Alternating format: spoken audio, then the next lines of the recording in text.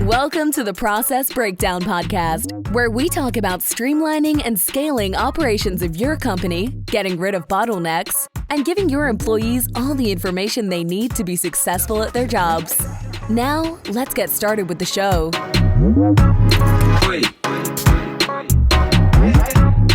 Dr. Jeremy Weiss here, host of the Process Breakdown Podcast, where we talk about streamlining and scaling operations of your company, getting rid of bottlenecks, and giving your staff everything they need to be successful at their job.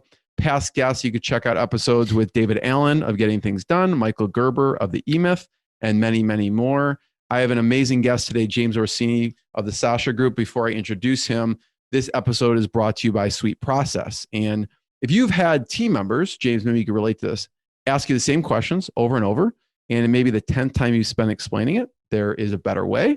There's a solution. Sweet Process is actually a software that makes it drop dead easy to train and onboard new staff and save time with existing staff. And when I was talking to the owner, Owen, not only do universities, banks, hospitals, and software companies use them, but first responder government agencies use them in life or death situations to run their operations. So you can use Sweet Process to document all the repetitive tasks that eat up your precious time. You can focus on growing your team and empowering them. And you sign up for a free 14-day trial. No credit card is required. Go to sweetprocess.com. It's sweet like candy, SWEET process.com. I'm excited today. We have James Orsini, president of the Sasha Group. He works alongside Gary Vaynerchuk, the serial entrepreneur. He was COO at VaynerMedia, which is a full-service digital marketing agency working with Fortune 500 clients. They work with clients like Budweiser, Toyota, Pepsi, and many more. And James was previously COO for one of the largest independent social media digital advertising agencies. He's been in the space for a long time. I don't want to date you or anything, James, but thanks for joining me. If you're showing video, I am dated. So. Listen, you have more hair than me, so it's fine. You know, if people don't know your story, and oftentimes people ask, how'd you connect with it? How'd you get to it? You know, it was a random occurrence at a Seton Hall game where you met AJ. He brought in, you gave them advice along their journey. And then, you know, all of a sudden you walk in their office, you're like, whoa, you guys have lots of staff here. And you formed a relationship together. I'm wondering that initial conversation, because AJ brought you in, because, you know, Gary wants to talk to you. You met Gary, and then you have dinner, and you said a line that I love. I'll let you say it, not me, but about dreams and visions. So yeah. that he asked you about your background, and you said what? Yeah, he said, "Can you describe what you do in a single sentence?" And I said, "Yeah, I take dreams and visions and I put them into action plans." And he was like, "Yeah, you're hired. I got a lot of dreams and visions." You know, I think the important thing about what you're saying there with AJ in the years before. Is I was simply in a position to help and advise, even though there was nothing in it for me for multiple years. I didn't do it because there was something in it for me. I did it because, you know, I had some wisdom and experience, and you know, they needed some questions answered.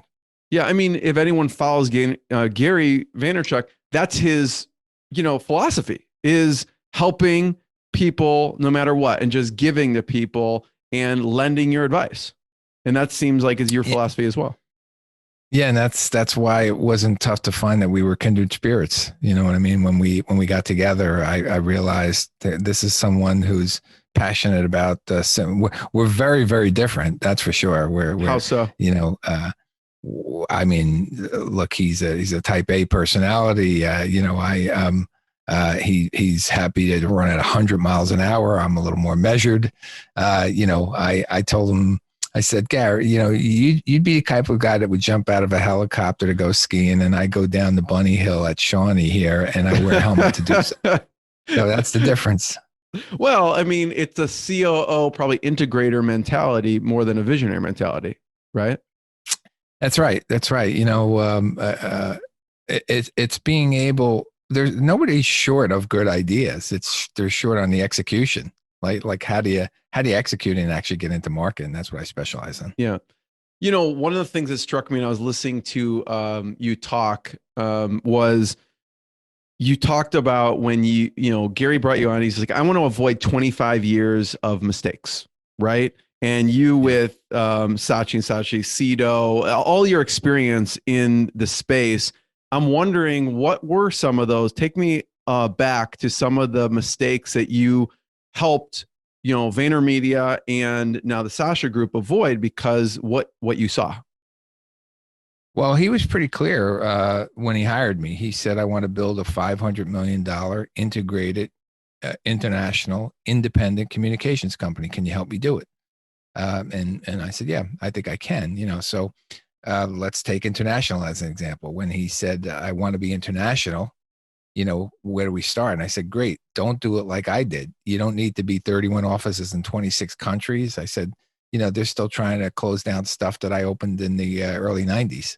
So I said, you could service the world from a couple locations, and we talked about the first one being London and the second one being Singapore, so he's servicing Europe, if you will, from a London post and Asia right now from a post in Singapore. Both offices are doing well. So that's one example. Keep going. I could listen to this all day, James. Yeah. So international, not 31 offices, 2 offices. What's another piece that you remember as an example? Yeah. Remember when I first got there, they weren't really doing any kind of television commercials. They were doing, social media posts, and he wanted to understand. Remember, he's not an advertising guy, right? So he's a retailer by trade. And he wanted to understand, how does it work? And I said, well, it goes storyboard, animatic, focus group, throw it away, do it again. Storyboard, animatic, focus group, and he said, yeah, well, that's horrible. He said, we're going to do 3 Facebook videos. So all of them are working on behalf of the client. And then we're going to take the one that's performing the best, and we're going to tweak it up and bring it to television. And in that one example, he broke a 150-year-old model in like 90 seconds. So, I guess you have to know the rules to break them, right? So well, that was it. That was kind of what the role that I played for many years there, was just helping them to understand, how does it work, in the industry. Remember, I was in public relations and branding and general market advertising and mobile, and he wanted to do a little bit of everything. Talk about what you did at VaynerMedia, and then we'll talk about the transition to the Sasha Group. Yeah. So early on, he made a comment of, hey, I just want you to breathe my culture in my company. You don't need to come in and tell me everything that I'm doing wrong here. It's not about that. I want you to understand how we do things here. I sat in a lot of meetings. I sat in meetings where he presented. I sat in meetings where it was just he and his brother talking about operations at the time. Remember, when I was first hired, I was hired as what he called a chief integration officer, because his brother AJ was the chief operating officer. And he gave me that title because he said it's amorphous enough to have you play in whatever I need you to do. So the first thing was the move to Hudson Yards. He handed me a manila envelope. It had a sheet of paper, and he was like, get this done. And it was a move to Hudson Yards. And quite frankly, the deal that was there was not going to be a good deal for us. I said, I don't think you could do this. It's going to bankrupt you, So he was like, okay, great. Well, tell me what I need to do. And, and that included prices per square foot and security deposits and things like that. And he went back and renegotiated, and we got what we needed to move into Hudson Yards. We worked on building out offerings within the company, all really to his vision, and then executing them and getting them in. Build out a production studio in Long Island City, which was another really interesting project. And most importantly, built out a leadership team.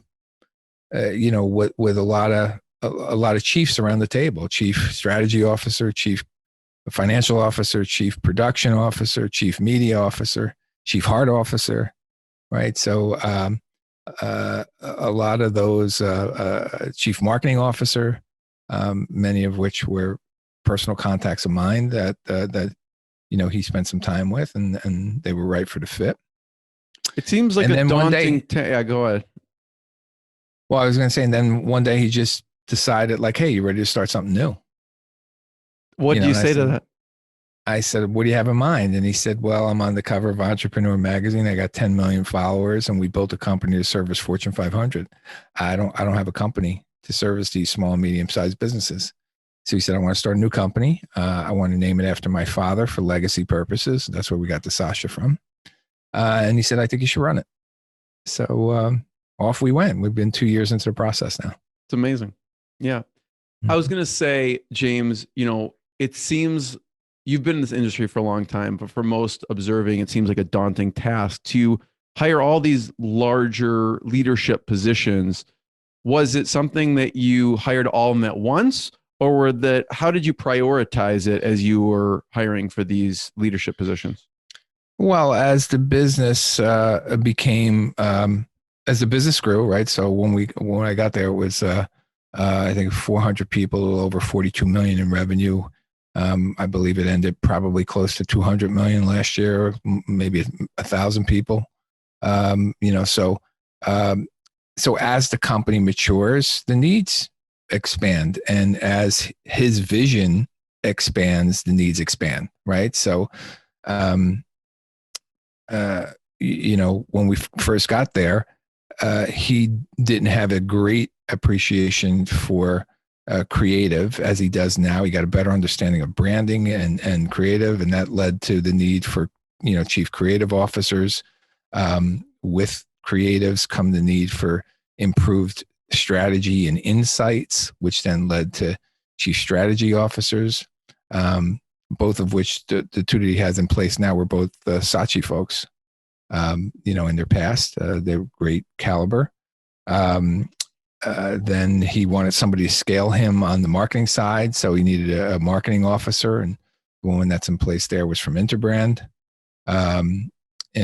Clearly he needed a strong finance, as you're now going to go international and double the size of your company. And so as a chief financial officer, as a gentleman I knew from my Saatchi days as well. And he built out a studio. He needed a chief production officer. So we have a gentleman who used to work at McCann. He certainly knew that media belonged with the creative, and he hired a great chief media officer. So they just come. It's not like, but the first one that he really made a commitment to was the chief heart officer, to scale him on the cultural side. Love that. What do you look for? You knew the person previously, the chief financial officer. As you're growing so quickly and also having more products, another company, what do you look for in a chief financial officer if someone out there is looking to hire one? So remember I told you nobody's short of vision. It's the execution of the vision, right? So he wanted to be a $500 million integrated international communications company. So I said, I'm going to introduce you to this guy. When I knew him, he oversaw something called Team One at Saatchi, which was the only integrated company that we had within our offering. So it was advertising, public relations, events, marketing, all under one roof. He was international. He lived in both London and in Singapore. And you want to be 500 million. He's currently at Sapient Consulting, and they're $500 million. So your future looks like somebody like this. Right. So that's how you execute against a vision. Love it. You mentioned offerings. All right. And also when you go into the Hudson Project, you're looking at making sure it's profitable and everything's working as it should. So I wonder if you talk about project or client profitability, and maybe we talk about Stork, and I'd love to talk about virtual 4D after that. So, because you launched Stork, tell people about Stork. Yeah. So Stork is a membership model. It's not a subscription model. And the difference is a membership model gives you access to the full database of content as opposed to a subscription model, which says you get it from this point forward. So we had been talking about it for a while. We talked about a SaaS product, a product that keeps delivering, because when you talk about the other topics that you want to get into, that's for any service sector company, right? Labor realization, client utilization, or client profitability, labor utilization. Those are all service sector companies. But a SaaS product, is ongoing revenue, right? So we wanted to come up with a product where it was short tactical videos that come out on a Monday, 5 to 10 minute videos, followed up by additional written content on the topic that comes out on a Wednesday, and culminates in a Friday Ask Me Anything live chat. So yeah, you can dial in and talk about the whatever Monday's topic was, and it could be, how to find a local influencer for my business, how to advertise on podcasting. I did one a couple of weeks ago, which was how to write a business plan. Mm. So we launched it during the pandemic as a free service because so many people were now work from home. They were pivoting their business. Quite frankly, they were lost. So we launched it for several months as a free model before flipping the switch to a paid model, which is still reasonably priced. It's $300 a year for all the content. And we've had about 450 plus people sign up so far in a couple of months that we've been running it as a paid model. It came from one of the other things that you mentioned, which is our 4Ds, right? Our daily digital deep dive. And, think of it like a day in the life in a Disney or Zappos sense, where you're going to come in and really get a full immersion. I would think would be the best way to say it. It's 8 a.m. to 6 p.m. when it's live. It's pricey. It's $12,000 a seat in New York, and various prices, whether it's held in London or LA or Chattanooga, Tennessee. And then what happened was the pandemic came, and we couldn't run anymore. We had run 20 of them very successfully, and now we needed to figure out how do we pivot to a virtual room. Gary's in the room as well, so he offers a real value as they go around. But we condensed it.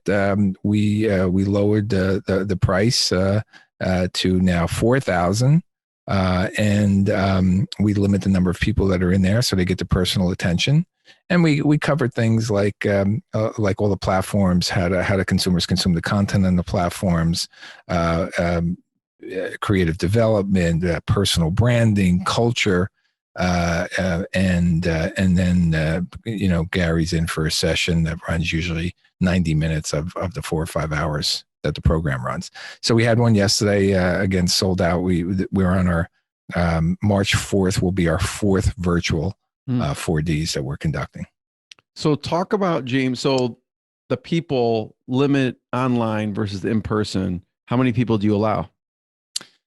We allow anywhere from 6 to 8. And then typically what happens is some of those people bring a +1, so we had that happen yesterday. 2 brought 1 extra from their team to sit in. So, we like to keep the boxes on just one screen if we can, you know what I mean?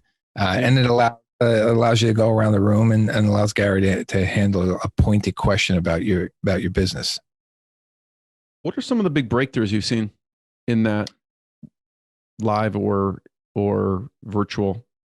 Oh, well, I mean, I've seen business models change. I've seen direct to consumer approaches launched. I've seen podcasts launched. I've seen books written as a result of what they've learned in that room. Remember, we don't ask them to do anything that we wouldn't do ourselves, right? And we have Gary as a great model for that.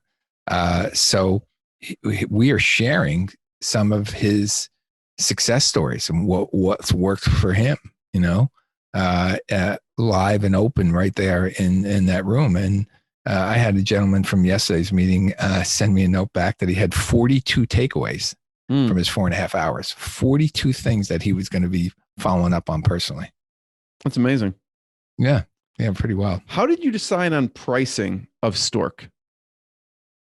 So we did a lot of homework on that, actually. We were in beta for probably 11 months prior to that. I originally wanted it to be much more than what we actually landed on.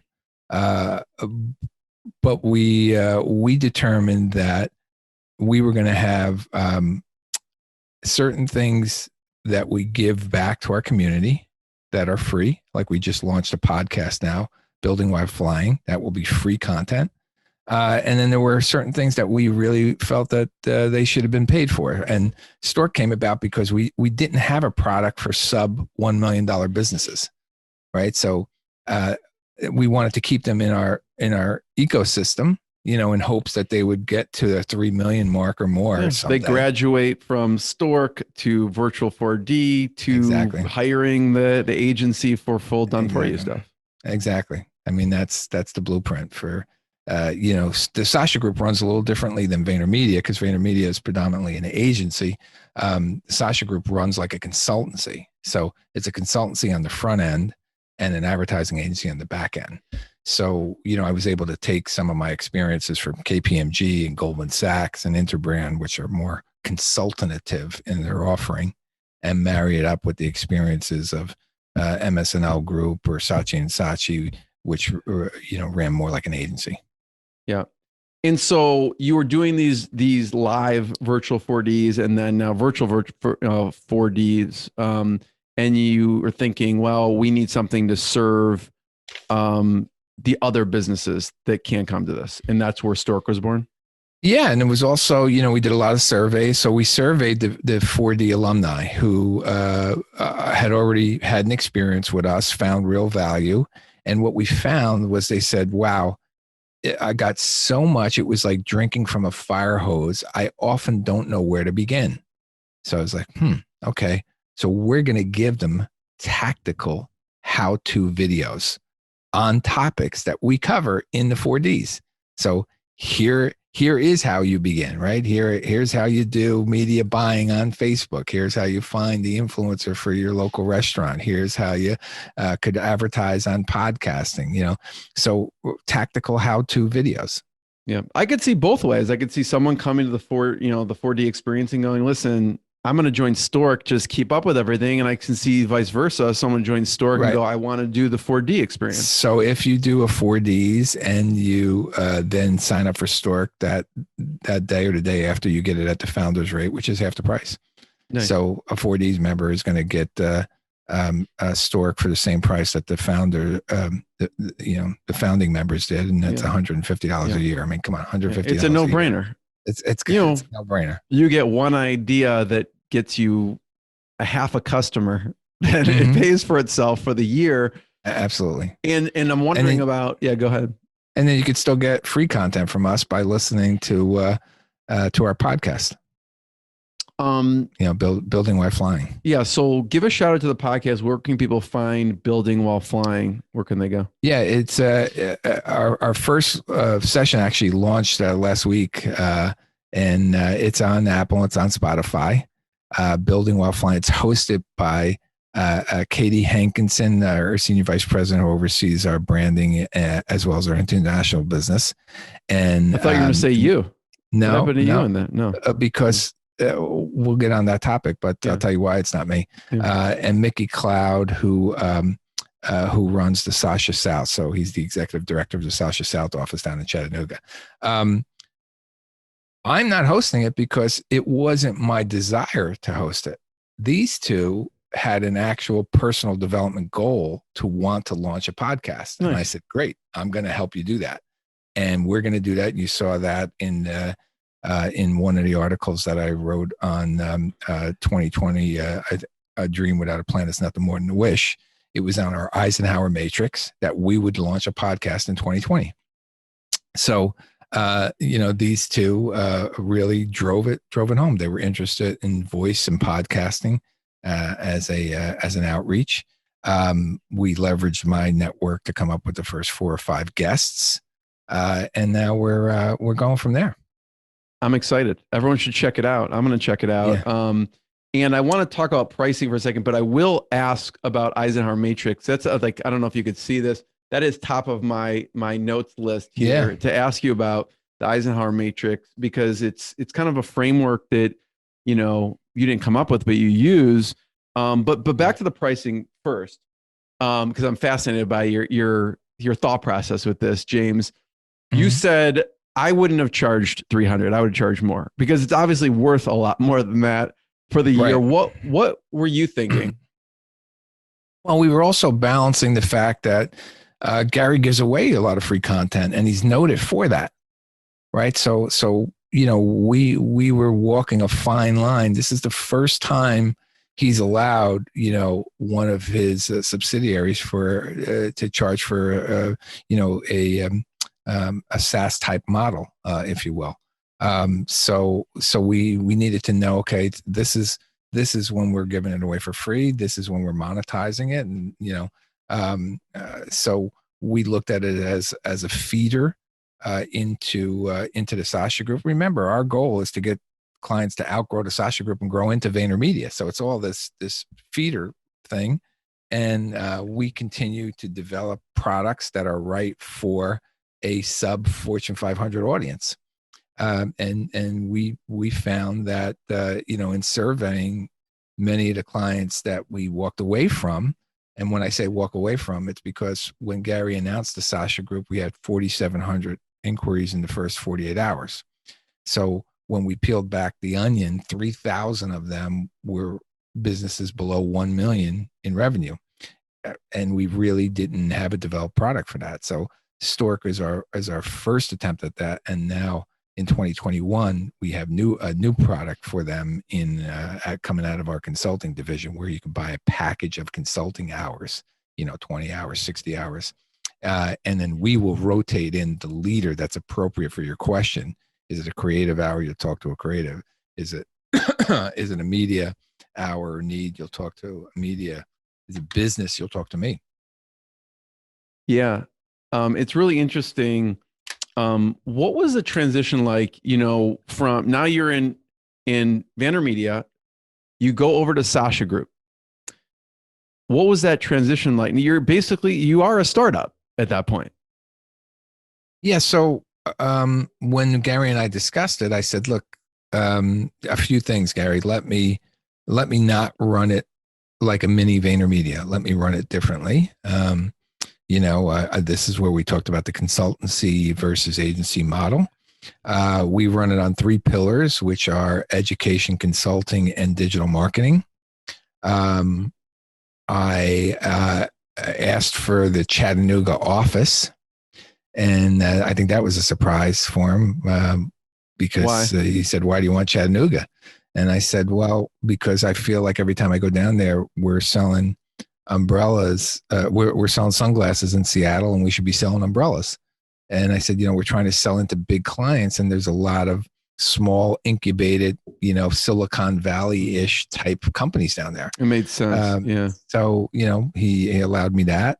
I wanted to take over a few things that I was familiar with and help launch, like the 4Ds and the educational side, and the mentors program, very interesting program on the consulting side. If we have some time, we should talk about that. So I wanted to take over some of the things that I helped, you know, sort of co-author with him. And he was cool. And then I over-indexed on senior people, because that's what a consultancy does, right? So I had 8 vice presidents and above for a small company, and only had 30 people in at the time that we did it, you know? And the question was, can you actually make money with all these heavy salaries? And, but I knew the model that we were running, and we did in fact make money in year 1, and we made more money in year 2. So talk about the mentor side. So we have Stork, we have the 4D, and then talk about the we have something called Vayner Mentors. And this came up in a breakfast that Gary and I had, I think it was probably 2018. And he said, James, I want a consulting offering to help with small business. I want like a Deloitte-esque kind of offering And I want to be able to take a piece of the upside if we help them break through their problems. Why would you come to Vayner or the Sasha Group now for that service? Because we're going to use Gary's model of explosive growth, and we're going to have you see yourself as a media company first. So you're a media company that happens to manufacture nail polish. You're a media company that happens to sell corporate snacks. You're a media company that happens to be a furniture retailer, right? So that's what we did. And we looked for businesses that had been around at least 3 years that were doing about 10 million or more in revenue, and that had plateaued. Either they were not growing as fast as they wanted to, or felt that they can grow faster than what they currently were. And we charge a fee for it. It's the only place in VaynerX where Gary's actually written into the scope of work. So you get an hour of Gary's time on the front end, half hour of Gary's time on the back end. Together, we determine what are the pillars for growth that'll move your business. We deploy them over a couple of months. And then we stay in the game with you for 3 years. And if we break through, if we help you surpass what it would have been that you could have done on your own without us, then we take a share and a piece of the upside. How do you decide to structure that piece? Well, I quite frankly came up with that structure, and it was that if it's based on a profit goal, like let's say you were doing $10 million in revenue, you were producing a 10% margin, right? So that's $1 million, and you paid me $200,000 for the consulting services. I would add that back, and now the $1 million goes to $1.2 million. You can grow that 10% without me, so then it goes to 1,320, and we share in anything above that 50-50. There's others that were already growing on the top and bottom line and said, listen, I need you to help me grow more. Then we take a percentage of the revenue in excess of a particular target, as if we were a salesperson getting a commission. So what we found is that we're in the game for 3 years, because typically year one, there is no share because you're kind of doing what we asked you to do. You're making some investments and stuff like that. There's a modest share in year two. And then if all things go well, we win when you win in year three. Love it. Yeah. It's a win-win really situation. Well. Absolutely. There's a great podcast that Gary did on that behind the curtains of mentors, because we just, the first mentor that we had completed his 3 years now, and we helped him to double. His target was double his business in 3 years.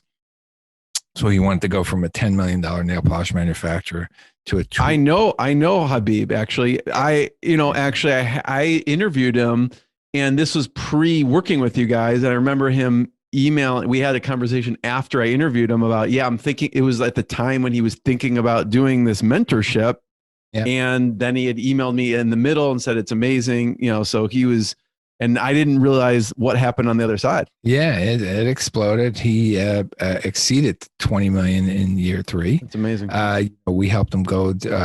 He was selling to licensed cosmetologists. We in nail salons, and we helped him go direct to consumer, which was brilliant, because obviously during the COVID, all the nail salons closed. Huge.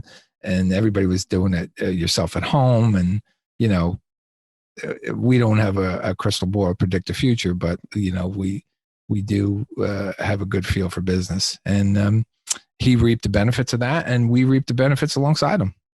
James, where can people, should they just go to the Sasha Group website? Where can they find out more about the mentor side? That particular one, the Sasha Group is our website. All of these offerings are on there. You'll find out about Stork. You'll find out about the 4Ds. You'll find out about mentors. All of our handles are the Sasha Group. So on LinkedIn, on Twitter, on Instagram, you'll find each of those, Facebook as well. We're pretty public about all those. In fact, I just posted something today on LinkedIn because another one of the mentors completed his 3 years, and put a little video montage together as a thanks and posted it on LinkedIn. I reshared it today. Nice. I'll check it out. Does that keep going after the 3 years? I know it's a 3-year plan, but like, okay, James, we doubled by, or like, let's double again for 3 years. My hope is that they come back and hire me now as an agency. You know what I mean? Or Got it. Actually do the marketing for them. And in the case of Habib, he was,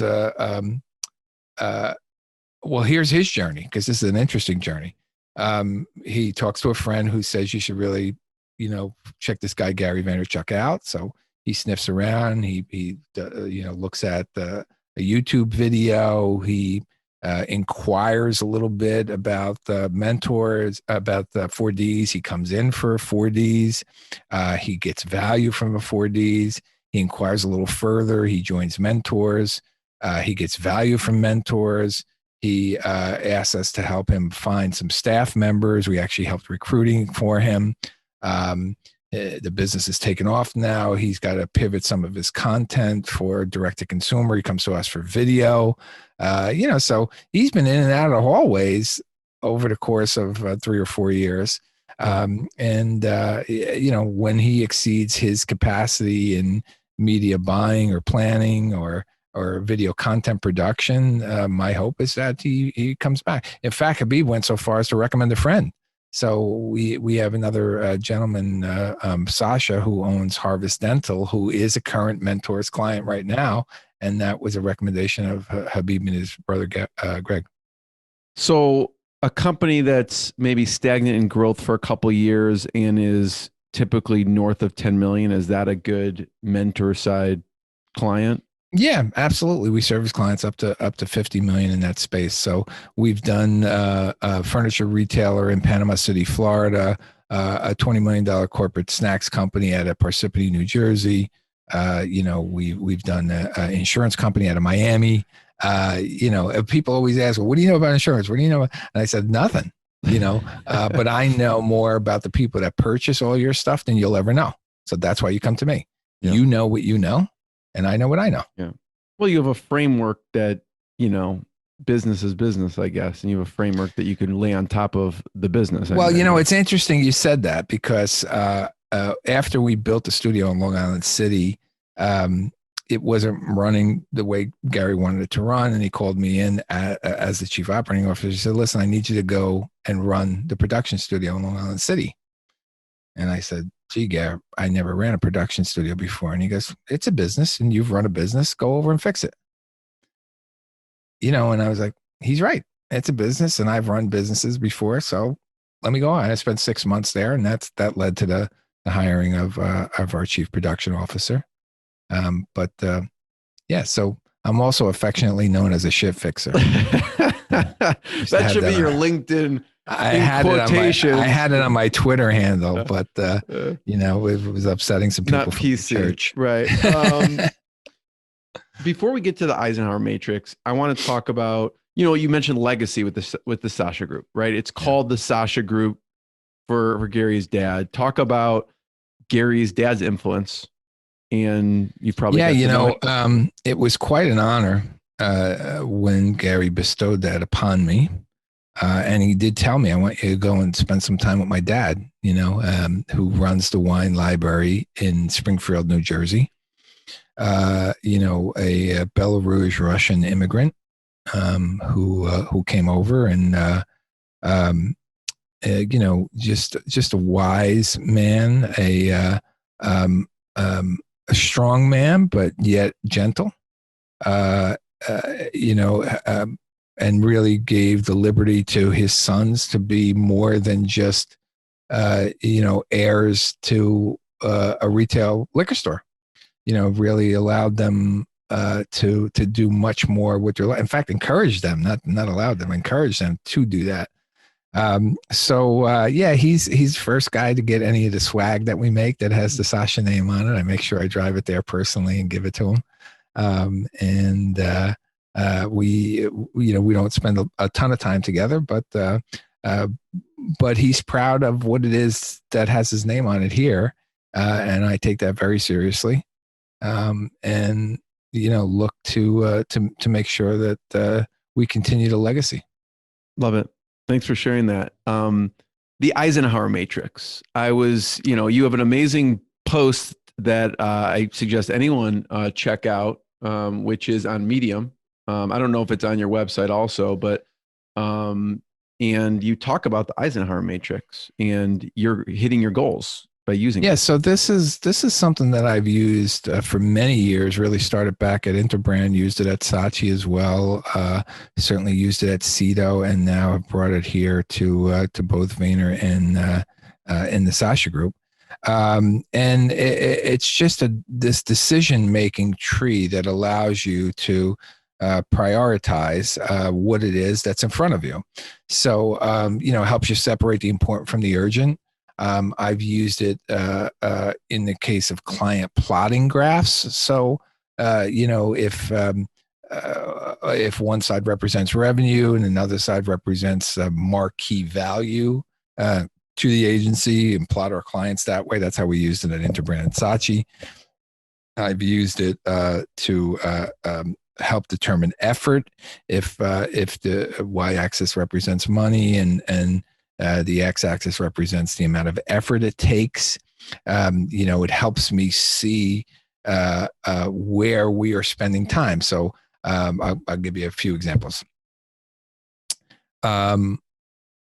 Before using a client plotting graph at Interbrand, we were winning 33% of the business that we pitched. After instituting the client matrix and understanding how much we were willing to invest in a client in each one of the quadrants, meaning not every client opportunity was the same, we increased our hit rate to 67%. Wow. What were the quadrants? What did those look like? It may have been, greater than 10 million in the upper right-hand corner, and high marquee value. So a client name that you would have heard of, like General Electric, as an example, and it becomes clearer in the move to Saatchi when we use a similar client plotting graph, and the upper right-hand corner were the clients that we were known for, right? Like Procter & Gamble and General Mills. And then there were some that weren't spending as much money, but were still notable clients, like, Ameriprise or JCPenney. And then we began to say, great. So we don't need every client in the upper right-hand box. If we came down to the lower box and said, hey, these are marquee clients, these are great to have in the first and second quarter because we may be able to get them to grow to be clients in the upper right-hand box, okay? Then there was upper left-hand box where nobody really heard of the client per se, but they were still giving us good money. That's great in the third and fourth quarter servicing because money is green. Nobody cares how you make your budget. They could care if it's on Reynolds Wrap, right? Yeah. And then the lower quadrant where you would say, we don't ever want a client in this lower quadrant, right? Because it's not a lot of money and nobody's ever heard of them. And I would say, yeah, but that's the training ground for your next level of managers. Okay. And what they would see, like they did in VaynerMedia London, was, why is your leadership spending so much time on these clients in the lower left-hand box? It's not meant for your leadership. Your leadership should be spending time in the upper right or in the lower right. Okay. This is a training ground where you don't care if it blows up per se. You know what I mean? This is how your next level of account director moves up to vice president, or, an account soup becomes an account director by servicing some of these smaller clients. So a healthy mix of clients was what we were demonstrating there. Now let's move to the Sasha Group. When we first started, the head of media came to me and said, okay, James, I need to hire 7 more people. I said, we're not hiring 7 more people. I said, we're not going to build a kingdom of media here. That is a model that's worked very well in VaynerMedia, where, they had 300 people servicing 300 million in media. So I said, I want you to plot the clients based on effort and profitability. And each time that you come to me for a hire, I want you to exit a client that is taking a lot of effort and bringing a little profitability. And that's how we held the headcount the same and increased the profitability of the company. How do you, at what point do you assess that effort in profitability once you bring it on? Yeah, you're assessing it based on, 3 months in and how's it working. And if you're grinding on it. Now, there were some that he wanted to exit. And I said, you can't exit those. And he said, why? I said, because I'm making a lot of money on the creative with those. So I understand you're not making the money on the media, but that's okay because I'm looking at the portfolio and my money's being made on the creative. That is one that you will not exit. Pick a different one. Yeah. Yeah. In that situation, they didn't have a full picture of all the scope of services that were being done. That's the role I play. Yeah. That's why they pay me. I love it. Mm-hmm. Yeah. Cause in the article you talk about, the urgent and important, but not urgent, but not important, and neither urgent nor important. This is for plotting goals. Right. So that was, in November of 2019, I met with Gary and we talked about what does 2020 look like for the Sasha Group. And I said, I think we could do 12 or 13 million in revenue. And he said, how are you going to get there? And at that time, I couldn't say it's these clients. So I said, we're going to do these things that should result in our getting to 12 or 13 million. And he said, great. And he moved a couple of the dots around and reprioritized them. And he said, okay, let's get these done. And we did. That's the purpose of the article. We got every single dot addressed. And as a result of that, we landed right where we're supposed to be in a COVID environment. James, I love it. I want to be the first one to thank you. This has been fantastic. Everyone should check out the sashagroup.com. They should check out your podcast, Building While Flying. Are there any other places we should point people online? Obviously, you can check out. my personal stuff. So I am at Jimmy the Pencil on Twitter. Why Jimmy the Pencil? That's a story for another day. It makes me think of a Bronx tip. It's a story for another day, but do remember, I am a New York State CPA. Don't mess with Jimmy the Pencil. Yeah, and James Orsini on LinkedIn and Instagram. Awesome. Okay. Thanks, James. I appreciate it. Great. Thank you. Good to see you.